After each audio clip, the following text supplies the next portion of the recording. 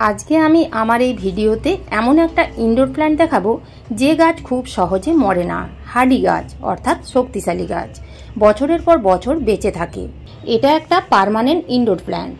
এই গাছের জন্য রৌদ্রের প্রয়োজন হয় না। এই গাছ বেডরুম, ড্রয়িং রুম, জানলার ধারে, সোফার পাশে, ফ্রিজের উপরে যে কোনো জায়গায় আপনারা রাখতে পারবেন। যদি আপনাদের বাড়িতে জায়গা কম আছে, ডাইরেক্ট সূর্যের আলো পৌঁছায় না, তো আপনারা এই গাছ অনায়াসেই বাড়ির ভেতরে রাখতে পারেন। এই গাছটি হলো এয়ার পিউরিফাইং প্ল্যান্ট। বাড়ির ভেতরে রাখলে বাড়ির ভেতরে থাকা দূষিত বাতাসকে শোষণ করে নেয়। বাস্তুমতে এই গাছ লাকি গাছ বলেও মেনে নেওয়া হয়। গাছটার নাম হচ্ছে জেড প্ল্যান্ট বা জিজি প্ল্যান্ট।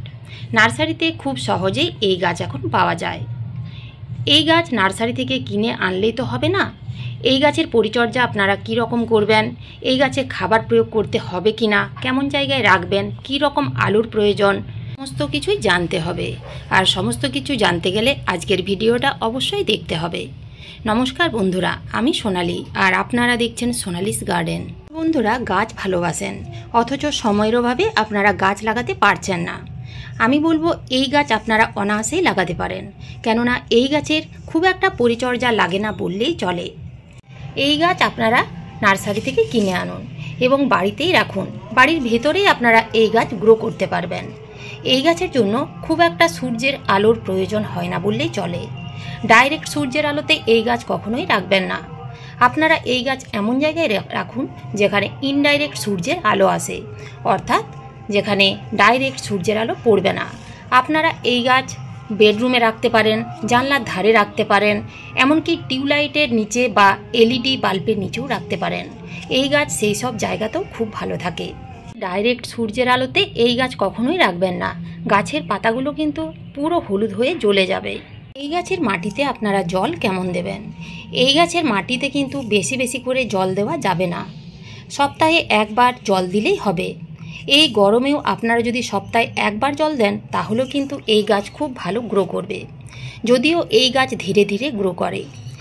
এই গাছের মাটি সবসময় এই রকম, যখন দেখবেন শুকিয়ে গেছে অর্থাৎ উপরের মাটি 1 থেকে 2 ইঞ্চির মতো শুকিয়ে যাবে, তখন আপনারা জল দেবেন। অতিরিক্ত জলের কারণে এই গাছ মারা যায়। এই গাছের শিকড় বাল্বের মতো থাকে, অর্থাৎ জল স্টোর থাকে, তাই এই গাছের মাটিতে ঘন ঘন জল দেওয়া যাবে না। আপনারা যদি 15 দিনেও একবার জল দেন তাও কিন্তু এই গাছ মারা যাবে না। ভিডিওর শুরুতেই বলেছি এই গাছ হার্ডি গাছ। যদি আপনারা ঘন ঘন জল দিতে থাকেন তাহলে কিন্তু গোড়া পচে গাছ মারা যাবে। এছাড়াও গাছের পাতা হলুদ হয়ে যাওয়ার পেছনে এই জল প্রধান দায়ী। আপনারা এখানে দেখতেই পাচ্ছেন 2-1টা গাছের পাতা হলুদ হয়ে ঝরে যাচ্ছে। তবে বন্ধুরা, জলের কারণে কিন্তু এই পাতাগুলো হলুদ হয়ে ঝরে যায়নি, পুরনো পাতা নিচের দিকের পাতা, তাই এগুলো হলুদ হয়ে ঝরে যাবে। আপনারা এখানে দেখতেই পাচ্ছেন গাছের প্রত্যেকটা সবুজে সবুজ, এবং দেখুন নতুন নতুন পাতা বের হচ্ছে। জিজি প্ল্যান্ট বাঁচিয়ে রাখার জন্য এবং সুন্দর রাখার জন্য আপনাদের কিন্তু জলের দিকটা খেয়াল রাখতেই হবে। এই গাছের মাটি আপনারা কিভাবে তৈরি করবেন?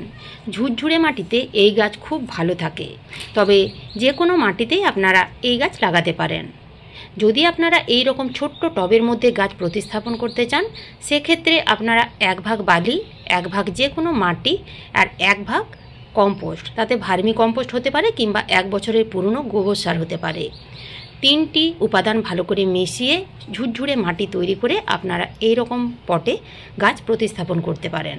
এর কাছে যদি পারলাইট থাকে তাহলে কিছুটা পরিমাণ দিতে পারেন, তবে কোকোপিট এই গাছের জন্য একেবারেই দেবেন না। কোকোপিটের জল ধারণ ক্ষমতা অনেক বেশি, আর এই গাছ জল একেবারেই পছন্দ করে না, তাই কোকোপিট এই গাছের জন্য একেবারেই দেবেন না।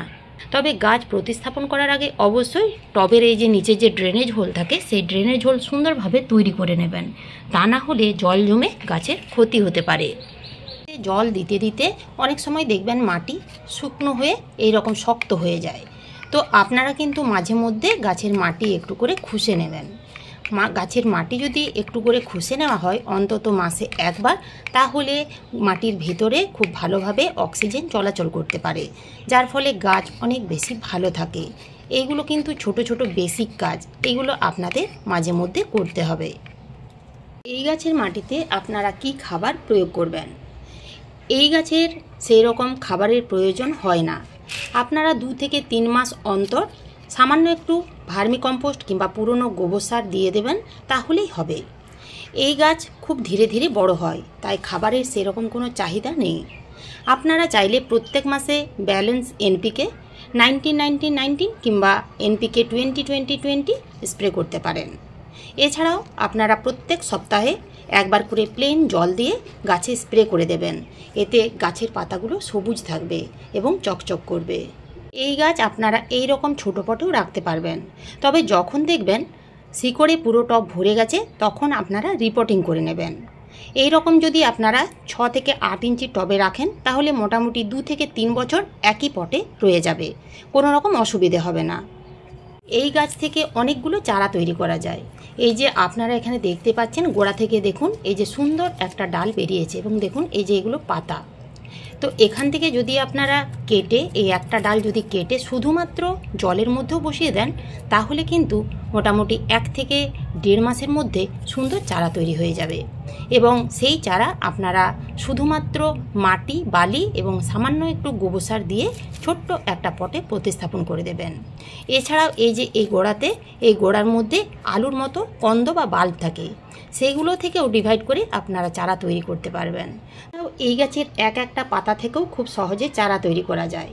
এই যে পাতা, এরকম একটা পাতা কেটে তাতে 50% প্লেন বালি এবং 50% মাটি কিংবা শুধু প্লেন বালিতেও যদি বসিয়ে দেন তাহলেও কিছুদিনের মধ্যে শিকড় বেরিয়ে যায় এবং তাতেও কিন্তু চারা তৈরি হয়। তো এই গাছের চারা তৈরি করা খুবই সহজ।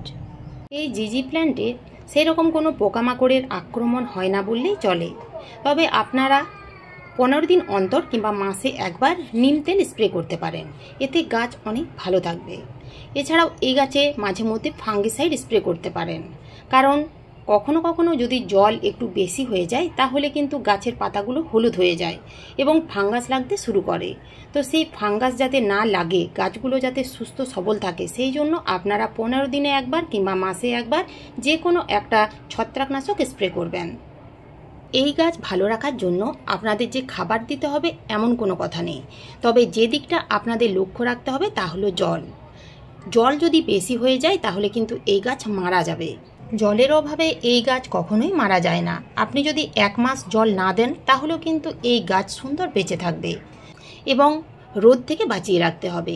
এই দুটো জিনিস যদি আপনারা একটু ধ্যান দিতে পারেন তাহলে এই গাছ আপনারা অনায়াসে কম পরিচর্যায় বাড়িতে রাখতেই পারেন। তো এই ছিল আজকের আমার এই ভিডিওটি ভালো লাগলে একটা লাইক অবশ্যই দেবেন, কমেন্ট করতে ভুলবেন না। নতুন বন্ধুরা আমার চ্যানেলটিকে সাবস্ক্রাইব করে পাশে থাকার অনুরোধ রইল। আপনারা সবাই ভালো থাকবেন, সুস্থ থাকবেন। ধন্যবাদ।